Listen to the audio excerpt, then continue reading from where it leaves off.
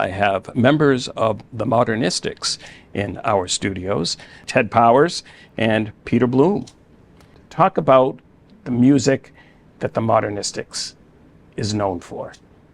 We are playing, originally our idea was to start with the music that they would call like the Great American Songbook, music from the 20s, 30s, 40s, and we still primarily do that music. In the last several years, we've kind of focused down to particular programs, like the Roaring Twenties show that we were doing. We were doing a tribute to the movies. Now we've been doing a lot of Gershwin tunes. We have a program of Gershwin songs. There's such a vast array of stuff in the Great American Songbook. It's enormous. And it's not all necessarily from America. It's American influenced, built on the whole ethos of George Gershwin's songwriting, that sort of thing. What makes a song part of the Great American Songbook? And what era are we talking about? It's a pretty broad term. I think it just means popular music from maybe the 20s on, just American popular music. And this is a subject for Ron Della Chiesa. Yes, yes. Radio personality for many years. Oh my God, I think we all owe him introducing us to so much of that music. Music America was his program on Yes, WGBH. I loved it. Yes, I loved it. yeah. GBH, yes, it was the public broadcasting station. Yeah. Still is. So we're currently doing a lot of Gershwin's music. And Gershwin is fascinating because even early on, as he began writing songs, he had this idea of American music, of trying to create American music. And taking from the American influences, the European influences, the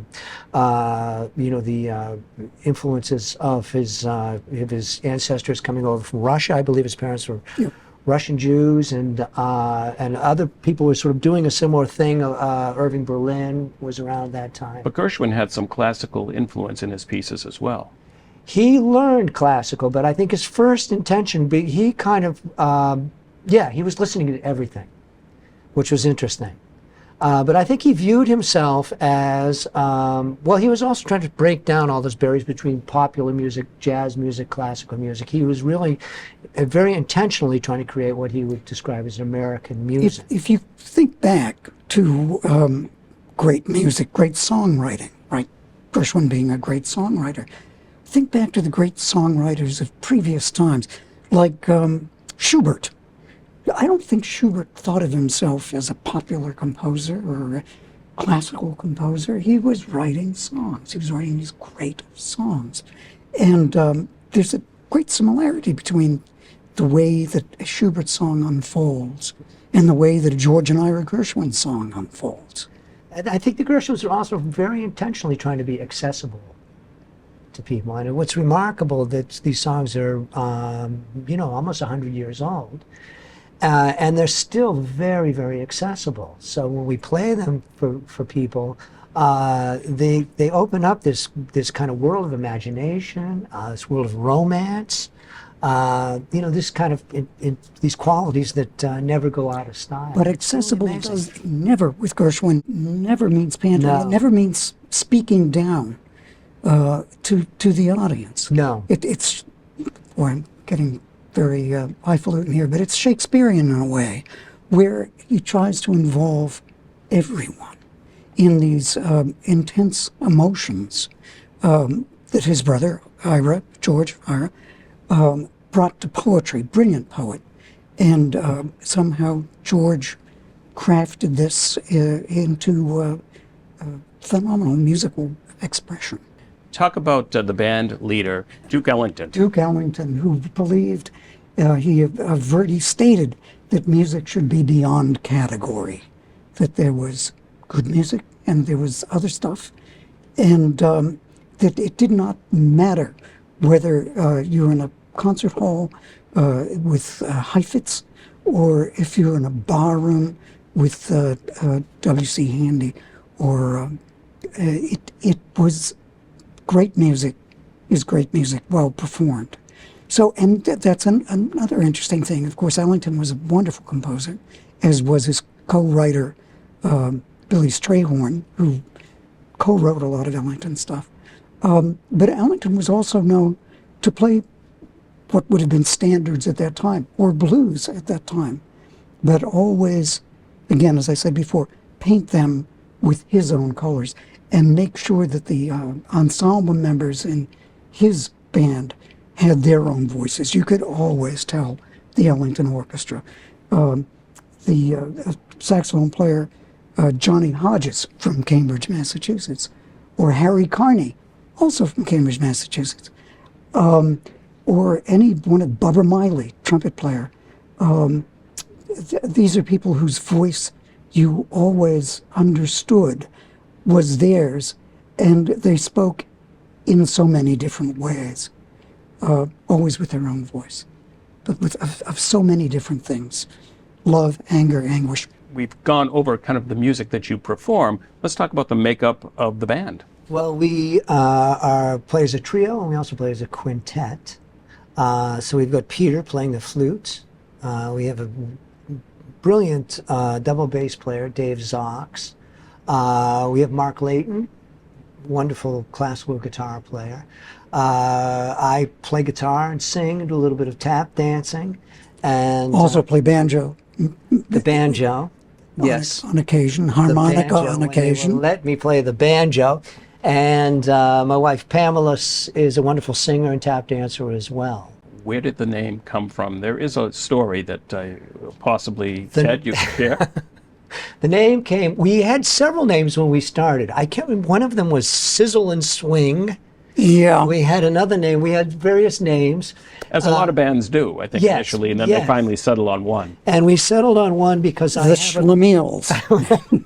we settled on one because I have a friend who had gotten these bandstands at a yard sale.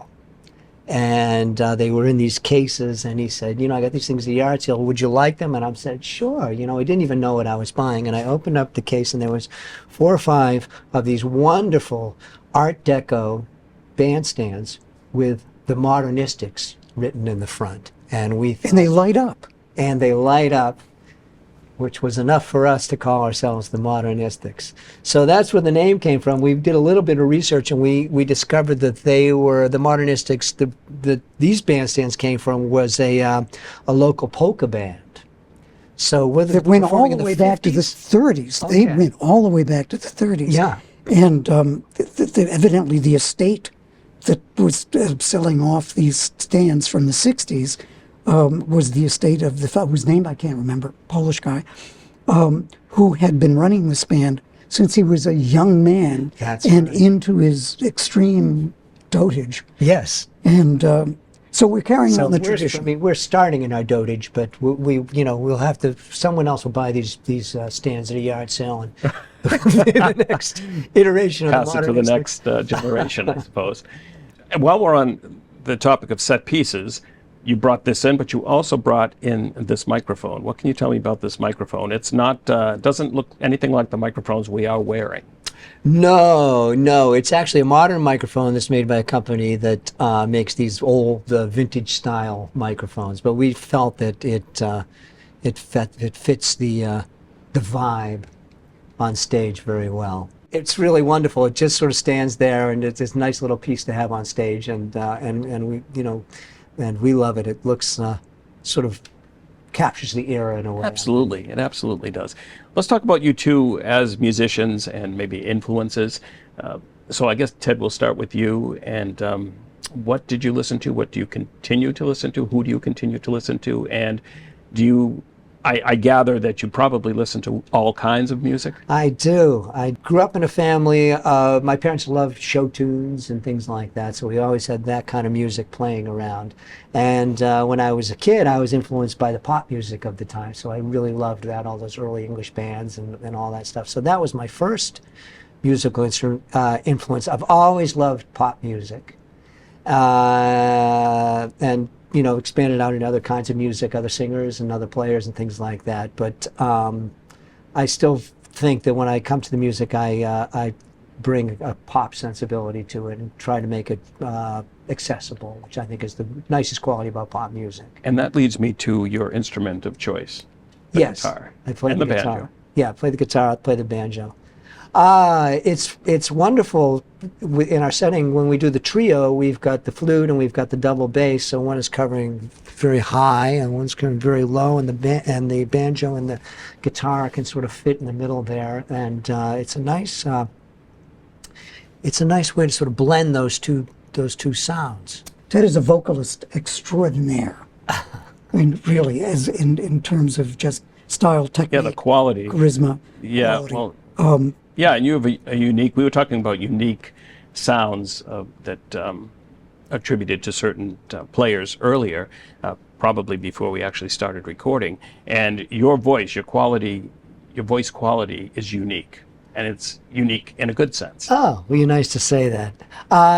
Yeah, I love the tunes we play. I really love the tunes, so I'm just trying my best to sort of get the melody and the words and the meaning, over as best I can. And I think what I find interesting about the trio and the larger ensemble is that everyone's contributing in their own kind of unique way to the total sound. And so in a way, everybody kind of has their lane that they can operate in and feel comfortable in and feel expressive in, and yet we're all kind of, gelling in a fairly pretty unique way, I think. The instrumentation and the choice of material. I do want to talk to Peter about the flute Ah, and your musical influences and your instrument of choice. well, I started out as a kid at age 11 playing saxophone in Everett, Massachusetts, in the Immaculate Conception pre-band program. Okay. And somehow was always fascinated by listening to rhythm and blues. And the radio station WILD, which was in Boston, great rhythm and blues station. So, I had some saxophone lessons, and then at one point, my dad got a saxophone teacher for me named Tony Viola, Joe Viola's brother. Joe Viola taught at Berkeley for generations. Tony was, as a young man, in the original Glenn Miller Orchestra. So Tony was teaching me saxophone, and he was corrupting me very young by teaching me these sort of bebop licks and stuff, as well as scales and arpeggios. And I took that in, then played in rock and roll bands as a kid in high school. Then got deeply into jazz in college, playing with Mark Harvey's group, quartet and octet, and so forth. But then, Andy McGee, great saxophone player, was teaching at Berkeley. I was studying privately with him, gave me my first flute lesson. And I got hold of the flute, and just the whole world vibrated. It was just You just knew that was a an good fit. epiphany. I guess that's an epiphany. Finished my undergraduate studies and spent the next 7 years trying to make up for a lack of a classical education, studying, doing some teaching. Then went to New England Conservatory, got a graduate degree in performance, became a flute player. So I'm trying to keep both of these things going, both the jazz thing and the classical thing. The sound of the great saxophonist Earl Bostic always in my head, and James Galway sort of fluttering along beside. How do you bring those things together? Well, band like the Modernistics. I know you had referenced both you and your wife, part of the group. You tap dance, Yes. both of you from time to time. I started tap dancing because there was a club in Boston called the Tam O'Shanter, which was in Brookline, and I went with some friends, and there was an old tap dancer who originally was from Chicago, who had relocated to Boston, named Leon Collins. And he had danced with Lionel Hampton and some of the other big bands, and he had started a little studio in Boston. And I just became enchanted with it. And again, it's such a wonderful art form, and it's so expressive, and it's also I think it appealed to me in the sort of that way that it's so accessible. So immediately when you start tap dancing, you can feel that people are drawn into the music. It's just another way of getting people into the music. An extension of drumming. Yes, of course. And yeah, the rhythmic aspect of it is really important. And That's the thing. We don't have a dedicated drummer in the Right. band. When we're playing as a quintet, we have two tap dancers. When we're playing as a trio, we have one. But the point is that that tap sensibility is going on all the time, whether Ted's dancing or not. And this is something I think we've all picked up Dave, his sense of time. Dave, our bass player in the trio, Mark Layton, Yeah. your wife Pamela, who's also, it's always this tap sensibility that's chugging through underneath. It's a pulse, it's a heartbeat. The key is to try to keep it swinging. Don't mean a thing if it ain't got it.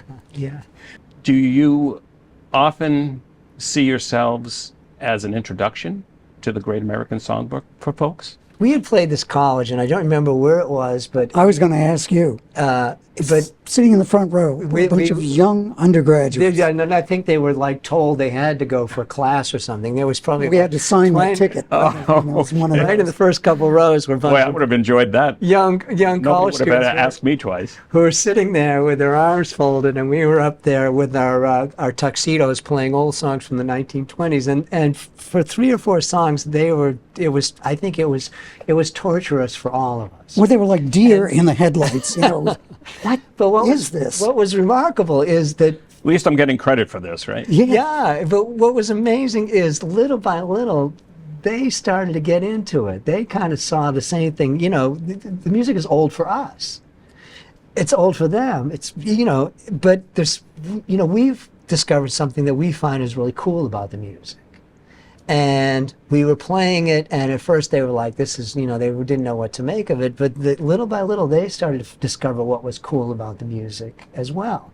And at the end, they were just so wildly enthusiastic. It was just really gratifying that we were able to sort of convey this aspect, this coolness of the music that, you know, we loved, you know, to The them. reaction was really authentic. I mean, Yes, it was, yeah. And we're not trying to do historical performance practice. We're not trying to make the stuff sound as it did when Right. it was written. That's not Right, where it's we your are. interpretation of the music. Exactly. Yeah. Exactly. If it's a Gershwin song and we're arranging it, we're playing it, in my mind, I'm trying to make it like a Beatles song or something. I'm thinking, oh, I'm going to make this a pop song. Right, because I suppose if you want to hear the original, you go and listen to the original performance and the original artist. If you want to hear an interpretation, you go hear somebody else play that music. And that, I think, is what's assumed. That we could be in the room with the original artist, but they're not around. And we're here, and this is us, and you're in the room with us. We're not going to try to be them. But there's excitement in that. And how is this group going to play this music? Yes, and what's nice about it is so that, you know, we've got Peter and Dave and Mark who are, you know, beautiful soloists. And so when it comes time for them in the music to express themselves in the music, they're expressing it from a lot of different angles, a lot of different you know, points of view, and it makes the music always different and always exciting, and it never sort of feels the same within a tune. Even within a tune, it can really change. Yeah, and it's not so much about us expressing ourselves, but it's us channeling a vibe that's in the room, Interpreting the music, too, and interpreting the crowd. interpreting the crowd, and we get so much from their energy. That's the thing. You know, since the COVID pandemic and everything, we go back out into audiences which we didn't have for a few years, and we realize how palpable that is to have the audience with us, sometimes against us, but not very often. And what a Those vitamin- college kids did warm up, he said, after yeah. a couple of songs. Yeah, absolutely. And what a vitamin that is that we all need Sure. for each other. We're social creatures, and this is what makes the world go round. Tell folks how they can find out more about you. Look at our website at www.americasmusicworks.com. That's Americas with an S, Musicworks with an S.com. And you can just look us up on Google and as the Modernistics Trio or Quartet. And our management, which is America's Music Works, we'll be glad to answer any questions. I thank you both for joining me here today. Peter, always a pleasure. Mark, thank And you it's so great to see you much. again. Yeah. And you get to hear a couple of pieces performed by the Modernistics.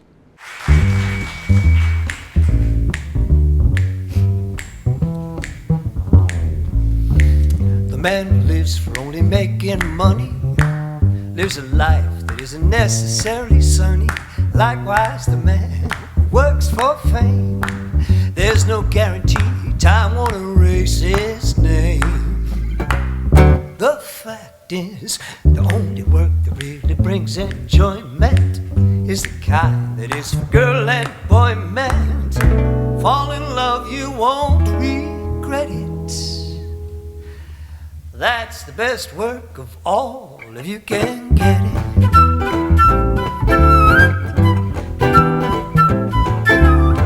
Holding hands at midnight, beneath the starry sky. Nice work if you can get it. You can get it if you try. Strolling with the one girl, sighing sigh after sigh. Nice work if you can get it, and you can get it if you try. Just imagine someone waiting at the cottage door, where two hearts become one who could ask for anything more. Loving one who loves you, and then taking that vow. Nice work if you can get it, and if you get it, won't you tell me how?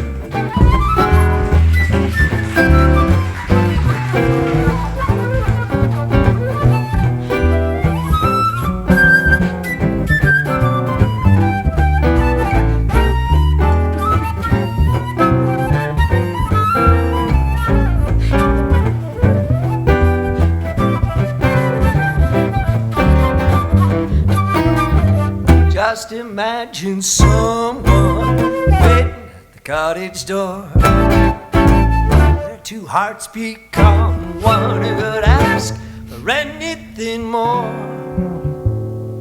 Loving one who loves you, and then taking that vow.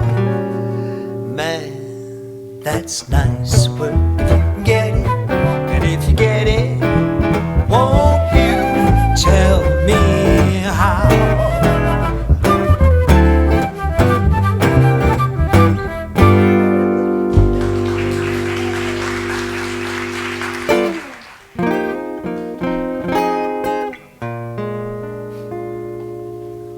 Well, I don't mind telling you, in my humble fashion, that you thrill me through with tender passion.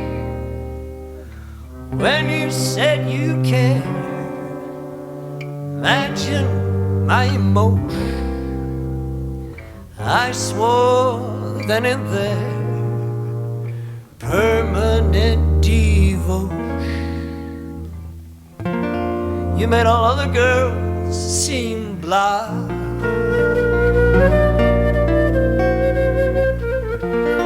Just you alone filled me with eyes.